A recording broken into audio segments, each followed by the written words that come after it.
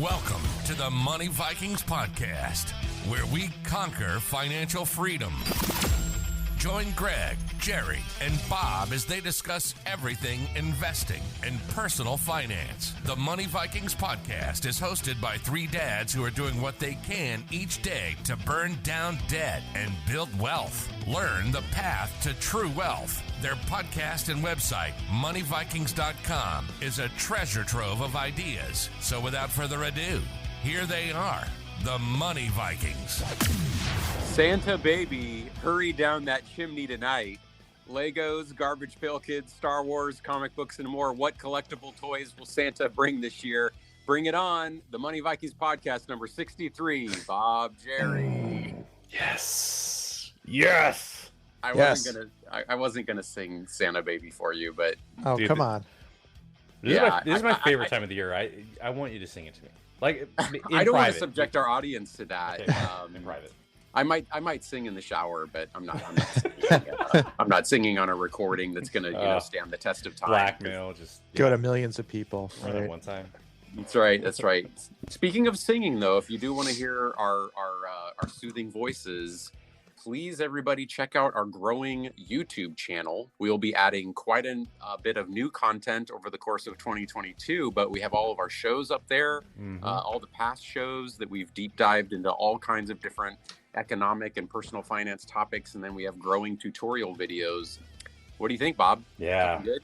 I'm excited, man. Because we're gonna start. We'll get some of those real estate stuff out, and yeah, this is gonna be cool. This is good. I'm excited. Yep. Everything wealth building. And if you want to join our premium service, remember that TMVLISTEN code gets you a discount there for the first month. So if you want to try us out for a month, TMVLISTEN, you can join our Discord group, talk with us every week about trade ideas, investment ideas. I mean, again, I'm like having such a good time talking with our crew over there. And speaking of, I mean, one of them gave us, this guy always comes up with great ideas, and I'm not, for privacy reasons, I'm not gonna say any names, but this one guy in our premium group gave us the idea for this show about collectible toys. Yeah. And we get so many ideas from everybody. So It's great. And the thing is, us. and these are the things that we actually have knowledge around, and then we experience it, and so it's like we have things to talk about and say about these topics, and it's good. This is really cool stuff. It really is. So in our news section, guys, we have to hit on this, I think, each show, because this is just the soup du jour. But now we're starting to think about 2022. So we're seeing a lot of prediction type articles come out here. What do we think is going to happen in 2022? What's going to happen with the market? What's going to happen with real estate? What's going to happen with inflation? But again, what I read is there's pretty wide consensus that we're in kind of a everything. I hate calling it a bubble, but anyway, they call it an everything bubble. But let's just say assets across the board, as we've talked about, are pretty high. So, I don't know what you guys make of that. Again, I know we've done shows on this where, for me personally, I'm a big proponent of diversification, adding maybe a little more cash than normal, holding those value plays, holding those dividend aristocrats, doing some options trades. But I don't want to freak out about it, because I never see that work, where it's like, okay, this is it. In January, the market's crashing and we're entering recession. Because we don't know. We don't know. Nobody knows. Nobody knows. Nobody knows. I saw this. I saw this. I'm sorry, Jerry. You go. Oh, I was just going to say that, I send out the weekly sector watching in our newsletter. And I always kind of I feel like it's a good idea just to know what sectors are leading, which sectors are lagging on a relative basis. Kind of going into the end of the year right now, XRT, the retail, and biotech, and communications, those are getting really beat up. So if you're contrarian, you may want to, and China, K-Web, stuff like that, those are really down a lot. So it might be a buying opportunity because everybody's staying away from them. But if you're a momentum trader and the trend is your friend, then you're going to want to look into, technology, into Apple, into, basic S&P type of things. So, it really depends what kind of trader you are, what you want to do. But those are kind of some of my observations. I read in this article is very compelling and interesting, is that because there's such the large wave of retail investors that are now in this space, that the market cycles where these corrections and pullbacks and whatnot aren't happening like they should, because you have so much money coming into it, preventing things from going down the way they should.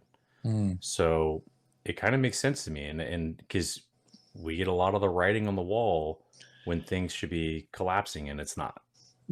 So yeah, and I'm with you, Bob. At the end of the day, I want to arm our listeners and our members with what I would call the psychological resilience, right, and the fundamental resilience in terms of overall portfolio construction in order to weather any storms, right? Because number one, amateur investors and traders can number one freak out, so that's the psychological problem where and again, I always have to look in the mirror and do a soul searching moment if I'm freaking out about something going down, because everything we invest in, we should know can go down. Oh yeah. And it can go down a lot at any moment, right? Yeah. Any moment. Yeah. So anyone who is not psychologically dealing with that and prepared for that. But again, I think Jerry made a very good point about this either last show or the show before.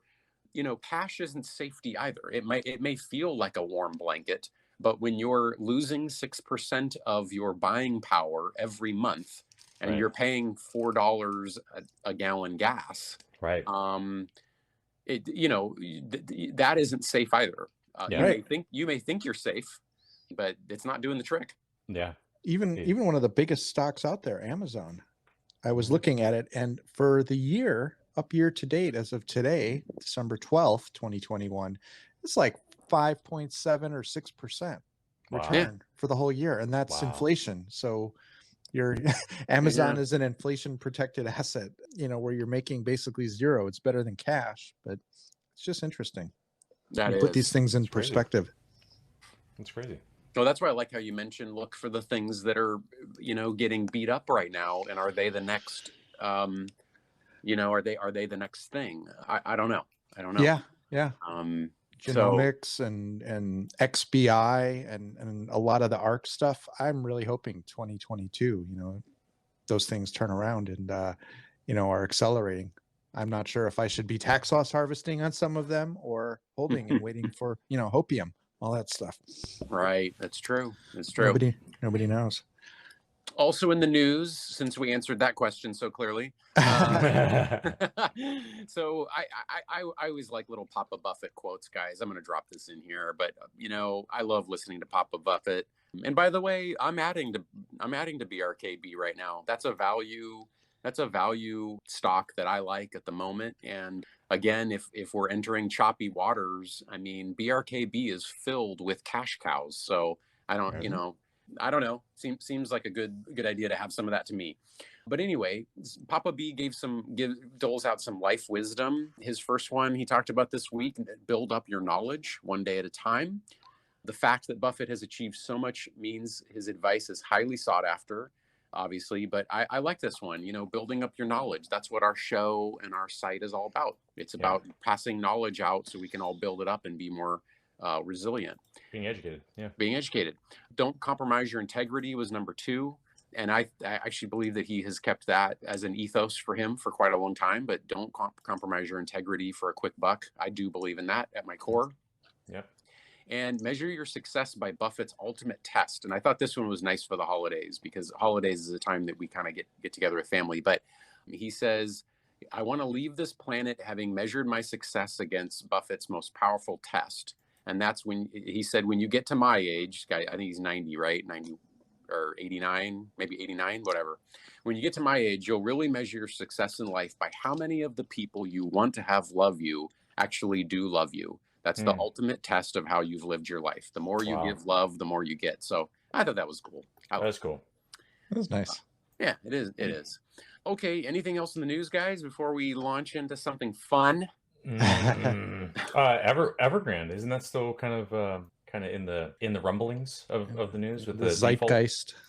Yeah, I mean, that was good to go from the love in Buffett's heart to Evergrand. Yeah, you're welcome. Interesting transition, but just trying to be real, just level it out. I don't know. I'm not, I'm not too freaked out about it. I mean, I think if you were an Evergrand investor over there in China, you have a problem. But they clearly just they build too fast. They've got this just humongous population that's going, rapidly from what used to be an agrarian society to a massive industrialized society. And now I think they're going through a transition where they want to be more like Americans, right? So they've been working in factories for the last 25 years, and nobody wants to work in a factory their whole life. They want to get out of the factory and they want to live, do different kinds of jobs, right?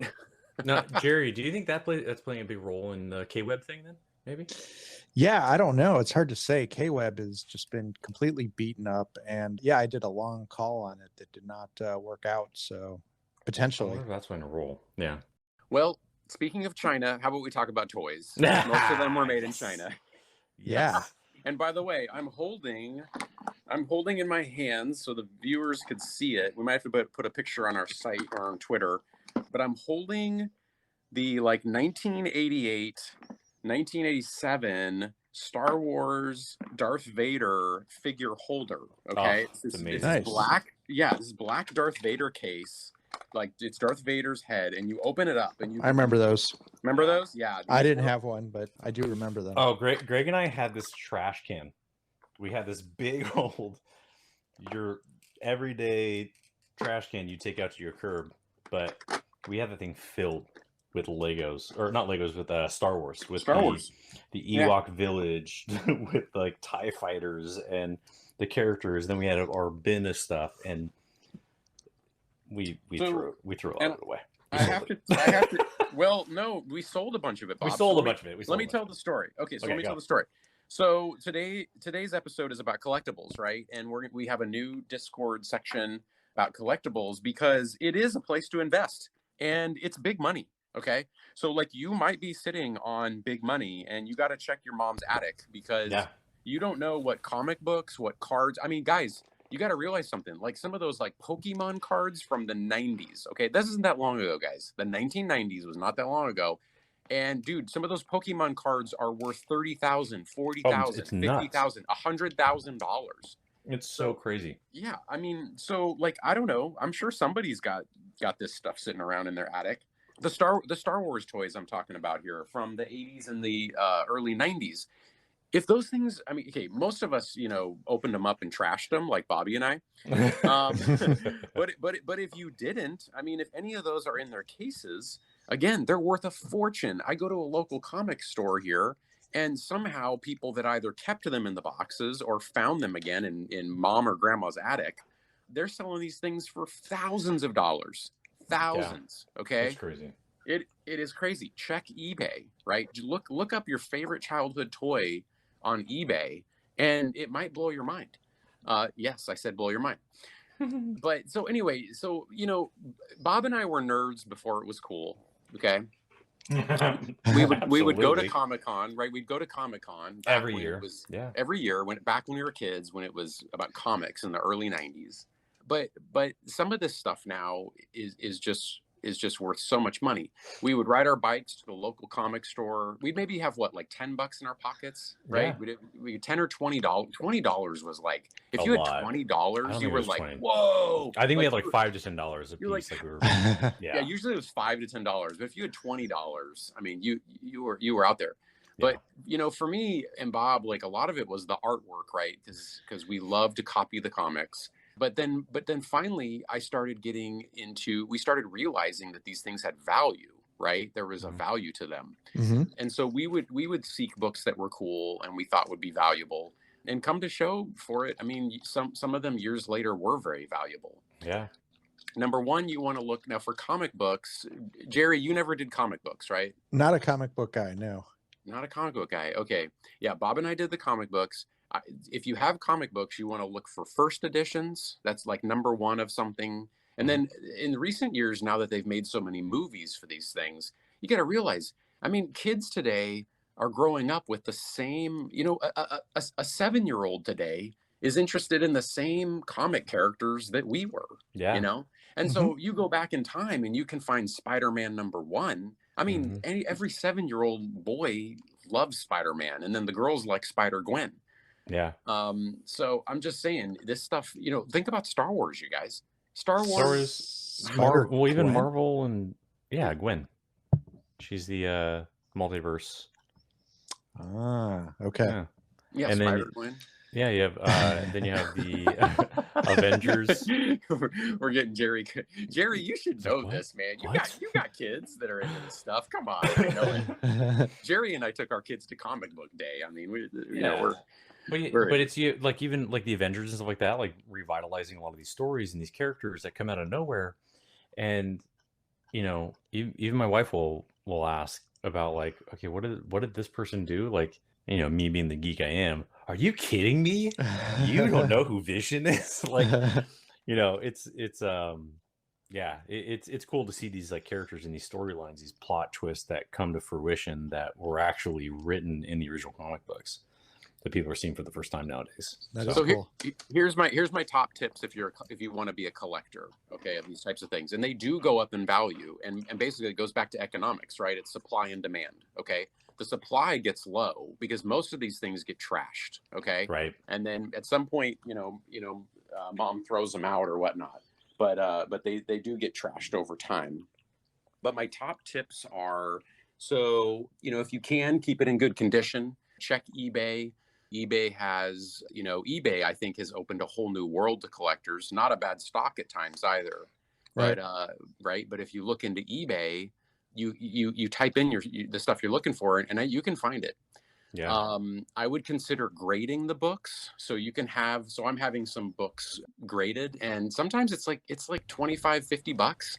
You have them graded, but if they're graded and sealed, that can extend the value by like huge amounts. Like something that's just in a loose bag and not graded, the book might sell for like $400, but the same book, if it's graded, could sell for like 4,000.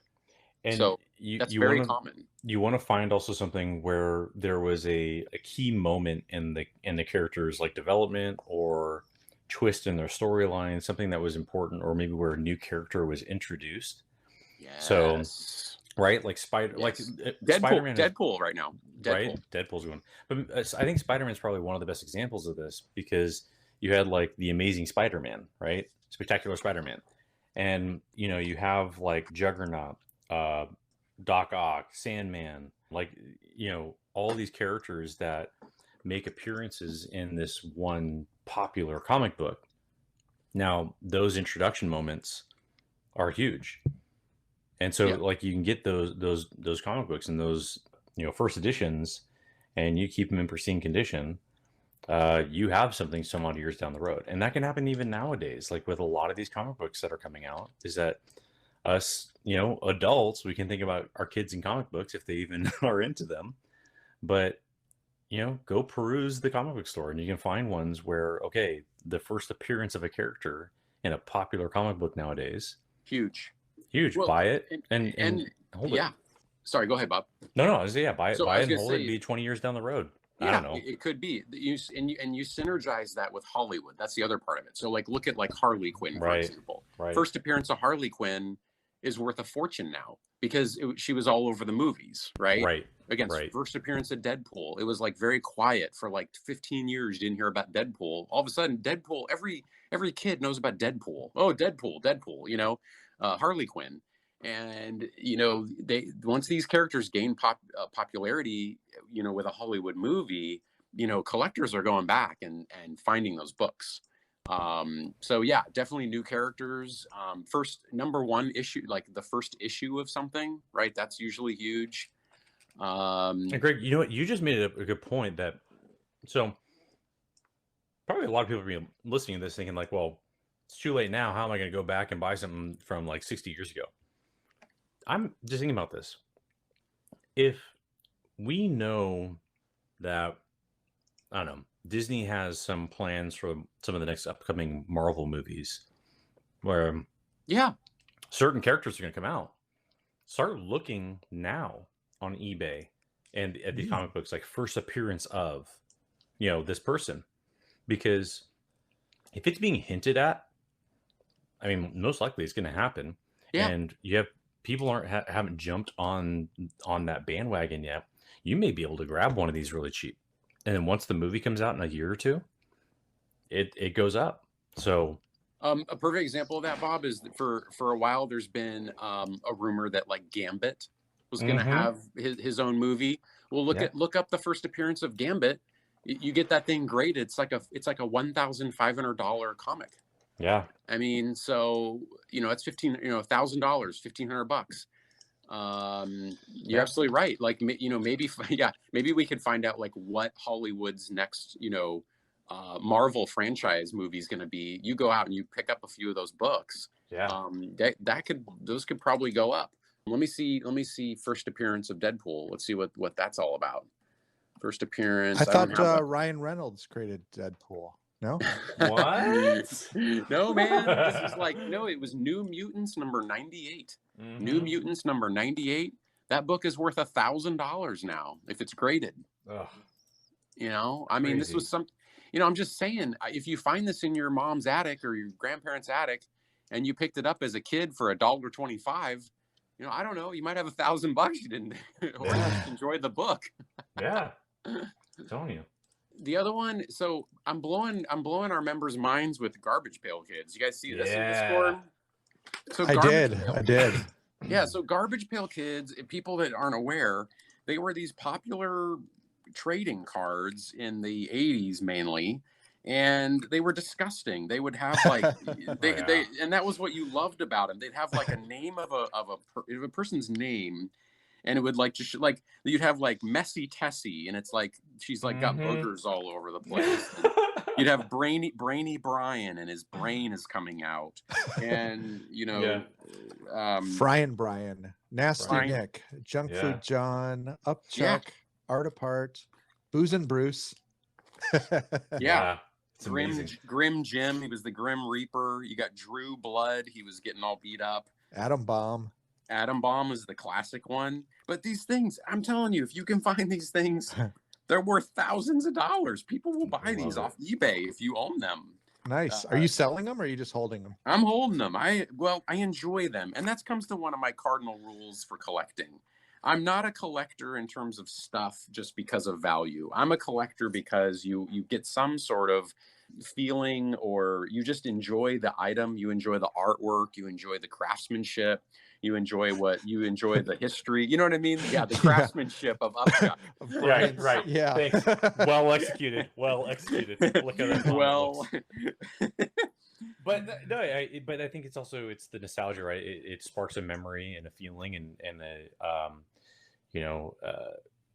people with money like to relive those memories and feelings. So sometimes they're willing to put some money towards it. So Bob, there's a theory about that you just hit the nail on the head with. So, and it's probably true. So sometimes they say these things go in like 20 or 30 year sort of super cycles because so like, for example, the kids today that are playing with whatever they're playing with, in like 25 years or they're going to have nostalgia for their childhood, right? They're going to do you remember do you remember Horror High or like whatever the whatever the toy was, and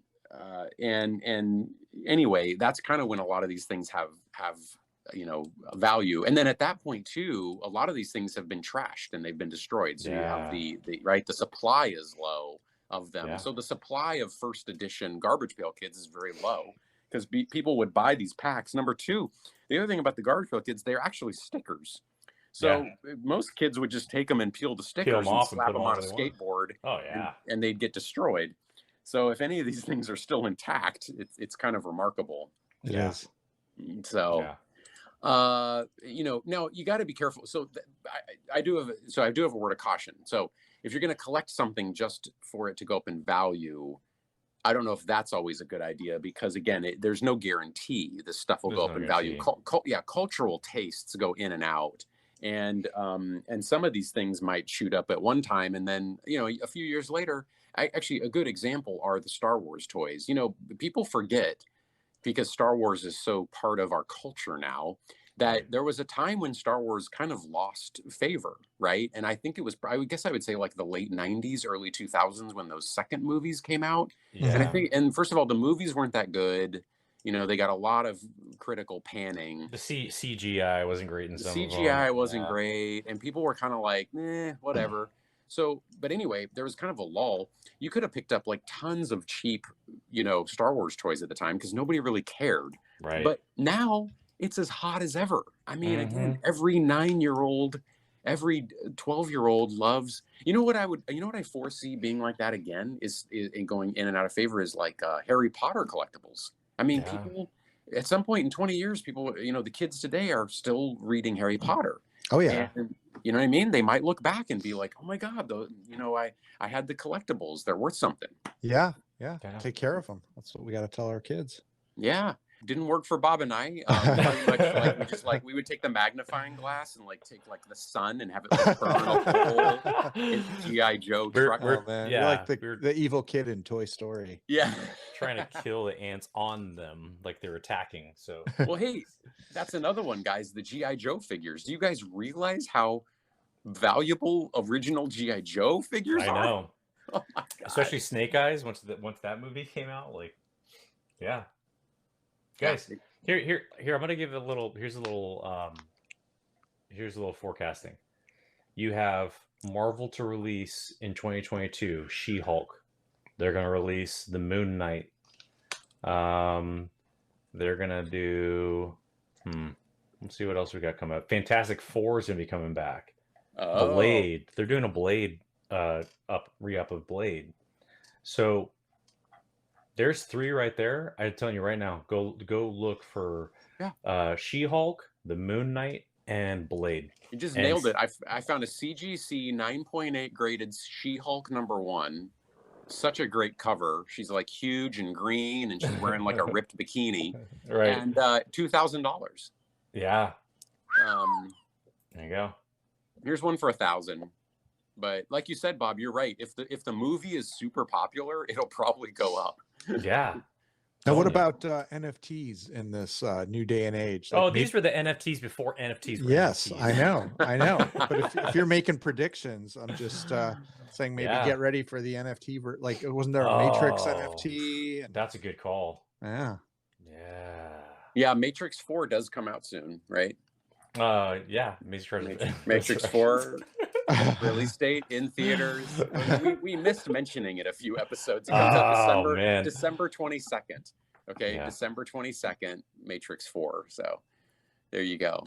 But yeah, you're onto something, guys. So I don't know. Let's keep sharing the ideas because it's fun. It's also kind of fun to trade. I'd like to get that going in our premium Discord group. Is like, hey, I don't know, maybe there's a collectible I have that somebody wants, but maybe they have something else in there, you know, that they want to trade, and you can just enjoy different things. So throwing it out there. Trade you your booze and Bruce for Upchuck.